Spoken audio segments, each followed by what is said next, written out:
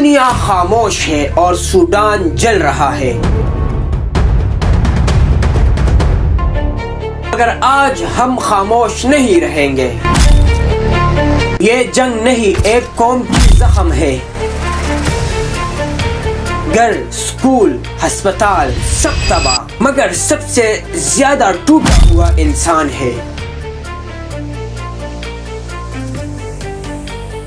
اگر انسانیت زندہ ہے تو اسے آج جاگنا ہوگا۔ دعا، آگ، خوف، سوڈان کا بچہ کس سزا کی گناہ کاٹ رہا ہے؟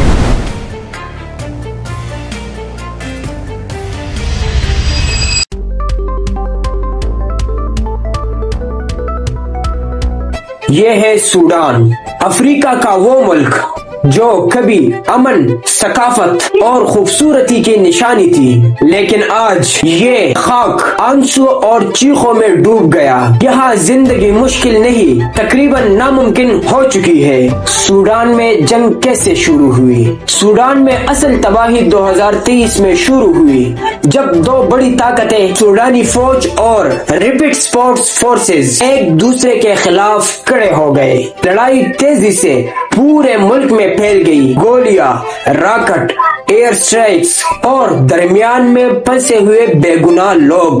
اس جنگ نے سب سے زیادہ نقصان عام لوگوں کو پہنچایا۔ لاکھوں لوگ اپنے ہی گھروں سے بے گھر ہو گئے۔ ماں اپنے بچوں کے ساتھ میلوں دور پیدل چل رہی ہے، صرف اس لیے کہ صرف تھوڑی سی سلامتی مل جائے۔ ہسپتال بند، اسکولیں ویران، بازار تباہ و برباد، لوگ دوا کے بغیر، کھانے کے بغیر اور پانی کے بغیر زندگی گزار رہے ہیں۔ سوڈان میں صرف جنگ نہیں، ظلم بھی ہو رہا ہے۔ اغوا، مار پیٹ، گھروں پر قبضے، عورتوں اور بچوں پر تشدد، یہ سب عام سی بات بن چکی ہے۔ لوگ چیخ بھی نہیں سکتے کیونکہ بولنے والوں کو خاموش کر دیا جاتا ہے۔